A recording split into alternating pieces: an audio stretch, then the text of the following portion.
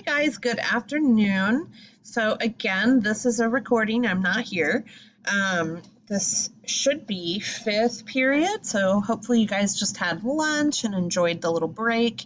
And we're gonna do a lesson on unique. So the book that we're reading right now is on ancient civilizations. So I'm going to go over chapter 4 with everyone today, which is Ancient Rome and the Aqueducts.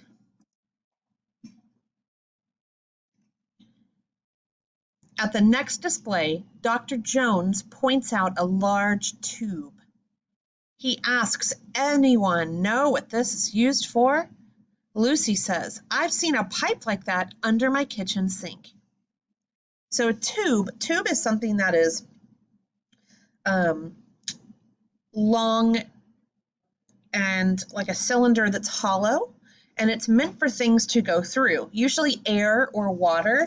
So like here's an example of some tubing that goes to some electronics that I have.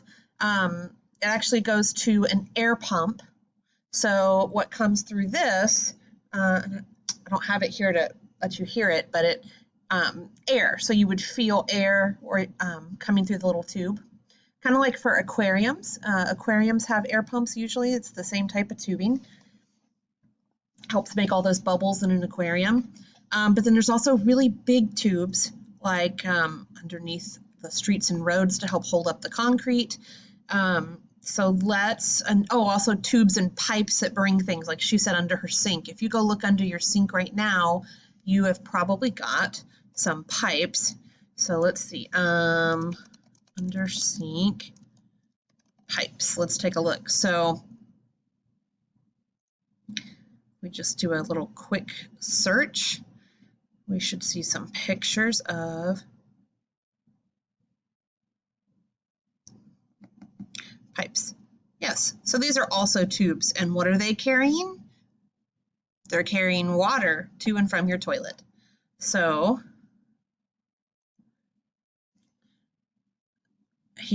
this is like an old pipe, basically. Let's see what happens next. That is exactly right. This is a plumbing pipe. It carries water to homes and buildings. You may not think about it much, but can you think about life without plumbing and water in your house? Asked Dr. Jones. In ancient times, people did not have running water. The first types of plumbing started with the Romans about 2,700 years ago. So that is some ancient plumbing.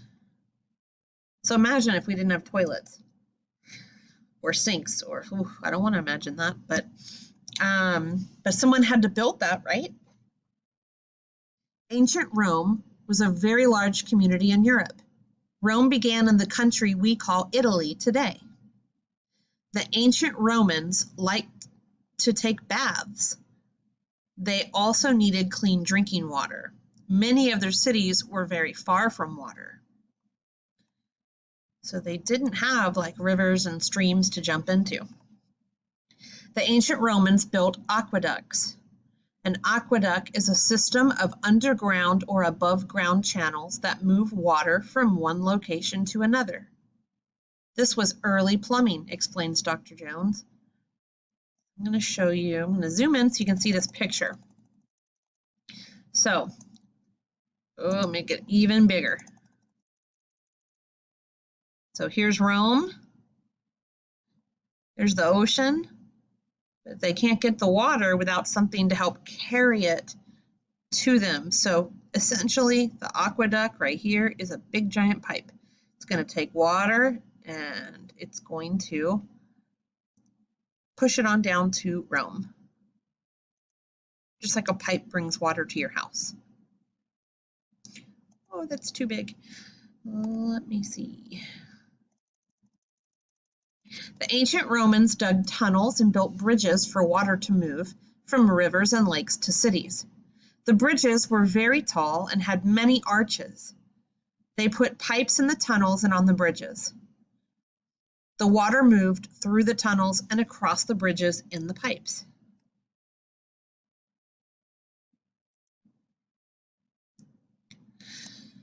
Some rich people had tunnels built into their homes, explains Dr. Jones. That sounds like what we have today, says Brent.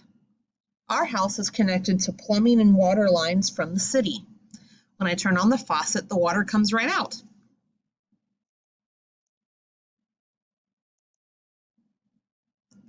Dr. Jones says, the Roman aqueducts were a positive change for the ancient Romans. We learned a lot about the culture from the aqueducts. They allowed the Romans to live in parts of the land that were not very close to a river or lake. It helped them stay clean and healthy. The ancient Romans' aqueducts were the start of what plumbing is today. We use plumbing to bring water to our homes and businesses. We have Romans to thank for that, says Mrs. B. So water bottles, showers, toilets, sinks, all of that, we have to thank the ancient Romans for that. All right, so that was the story.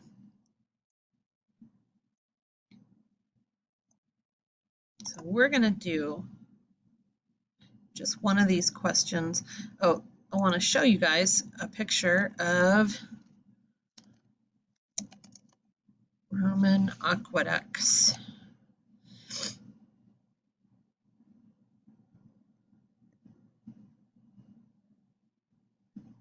This is what they look like. So these are like those bridges. They carry the water through. That's pretty neat. It looks just like the picture in the book.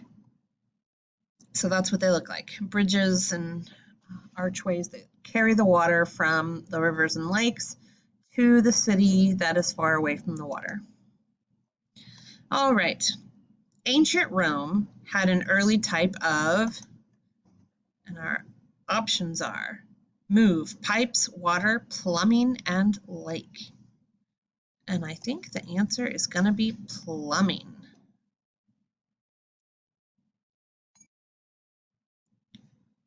Some cities were not close to a blank or river. They were not close to a move or river. They were not close to a pipes and river. They were not close to a water or river.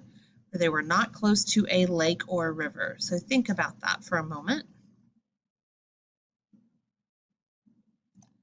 If you guessed lake, you are correct.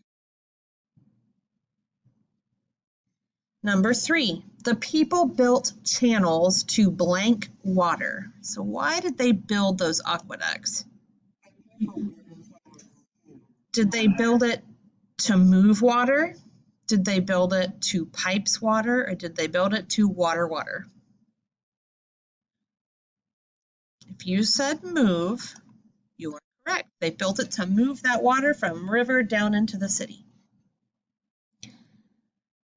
Number 4, blank bring water into our homes.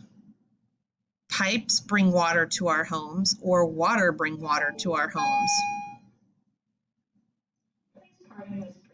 Oh, sorry, we're getting a message. This is a reminder for student drivers.